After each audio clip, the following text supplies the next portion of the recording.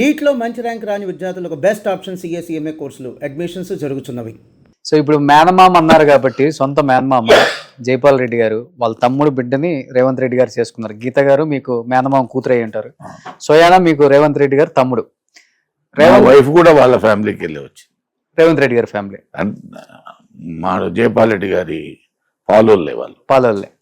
రేవంత్ రెడ్డి గారు మీ పేరెత్తి ఒక మాట అన్నారు, సిగ్గుండాలి గుత్తా సుఖేందర్ రెడ్డికి మండల్ చైర్మన్గా ఉండి రాజకీయాలు చేస్తుంటాడు, రోజుకు 50 మందికి ఫోన్ చేసి పార్టీ మారరాదా అని చెప్పేసి అందరికి ఫోన్లు చేసి ఇదే పనిలో ఉంటాడు, అసలుకి శాసన మండలి చైర్మన్గా ఉండి రాజకీయాలు మాట్లాడవచ్చా, నమ్మక ద్రోహి, మిత్రద్రోహి అని ఇలాంటి కామెంట్స్ చేసినప్పుడు నిజంగా బాధపడ్డారా? ఏ రాజకీయ పార్టీ అయినా మనం కూడా ఈ కాన్స్టిట్యూషనల్ పోస్ట్లో ఉన్న ఓ పార్టీ నుంచే వచ్చాం కదా, మనం డైరెక్ట్ రాజకీయాల్లో ఇన్వాల్వ్ కాకుండా కూడా కొన్ని సందర్భాలు బై ఎలక్షన్స్ ఎలక్షన్స్ వచ్చినప్పుడు మనతో ఉన్నటువంటి అభిమానులను లేకపోతే వాళ్ళను వీళ్ళను ఎక్కడో అక్కడ సహకరించమని కోరాల్సిందే కదా, తప్పదు కదా, అది అంతవరకే తప్ప మరొకటి ఉండదు. పెద్దవాళ్ళకి పెద్దగా గౌరవం ఇవ్వరు రేవంత్ రెడ్డి గారు అంటుంటారు. ముఖ్యమంత్రి అవ్వక ముందు ఇంకా పదజాలం వేరేలాగా ఉంటుంది, అయిన తర్వాత కొంచెం బెటర్ అంటున్నారు. కాబట్టి మీకేమనిపించింది అవ్వక ముందు అయిన తర్వాత? ఎప్పుడైనా ఎవరికైనా బాధ్యతలు మోసేటప్పుడు చాలా మంచి వాతావరణంలో ఉండాలి. భాష పదజాలం కానీ ప్రవర్తన కానీ ఇవన్నీ కూడా ఆటోమేటిక్గా మారుతూ ఉంటాయి. కుటుంబ పెద్దగా మనం ఉన్నప్పుడు కుటుంబంలో చాలా సమస్యలు వస్తాయి, వాటన్నింటినీ సర్దుకుపోవాలన్నప్పుడు మనం ఏం చేస్తాము, చాలా ఓపికతో కుటుంబ పెద్ద చేయాలి. అదే పాత్ర ఆయన వహిస్తున్నాడు అంతే. బట్ బయట మీ మీద ఒక టాక్ ఉంటుందండి, కుడి భుజం మీదేమో బీఆర్ఎస్ కండ వేసుకున్నాడు, ఎడం భుజం మీదేమో కాంగ్రెస్ కండ వేసుకున్నాడు, ఈయన కూడా మాట్లాడతారు అంటుంటారు. ఇందుకు ఏ కండ వేసుకున్నారు? మనం నాకు ఇప్పుడు 5 సంవత్సరాల నుంచి ఏ కండువ లేదు. వాస్తవంగా నన్ను కేసీఆర్ ఈ సీట్లో కూర్చోబెట్టినాడు, విన్నారా? దాని వరకు ఏమీ ఇబ్బంది లేదు. ఏంది కాకపోతే నేను టీఆర్ఎస్కు సహకరించినప్పుడు కూడా చాలా స్పష్టంగా వారు నన్ను క్యాబినెట్లో తీసుకుంటా అని చెప్పినప్పుడే నేను వారితో సహకరించడానికి సిద్ధమయ్యాను.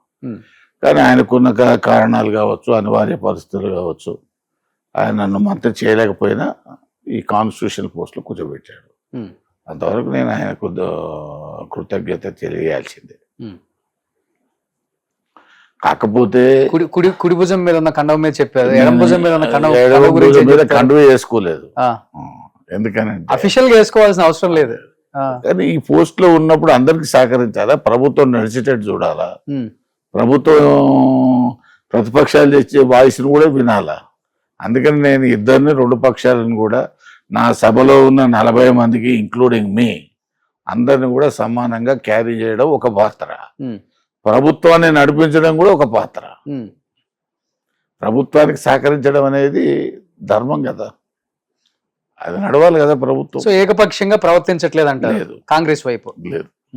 మరి ఎందుకు మండలిలో మీ బీఆర్ఎస్ సభ్యులు అంటి ముట్టనట్లుగా ఉంటారు గుత్తా సుఖేందర్ రెడ్డి గారు? లేదు, అట్లేం లేదండి. నేను ప్రతి ఒక్కరికి అవకాశం ఇస్తాను. ఆ సభలో ఉన్న ప్రతి వ్యక్తి నాకు అవకాశం ఇవ్వలేదు అనేవాడే ఉండడు, అందరికి ఇస్తాను ఏదో రకంగా. అది స్పెషల్ మెన్షన్స్ కావచ్చు, లేకపోతే పిటిషన్స్ కావచ్చు, లేకపోతే డిస్కషన్స్ కావచ్చు, అందరినీ.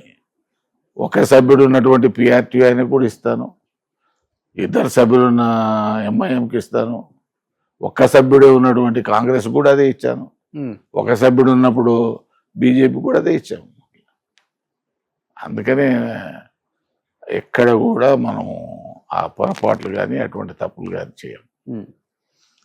సుమన్ టీవీలో మీ పర్సనల్ అండ్ బిజినెస్ ప్రమోషన్స్ కోసం కింది నెంబర్కి కాంటాక్ట్ చేయండి.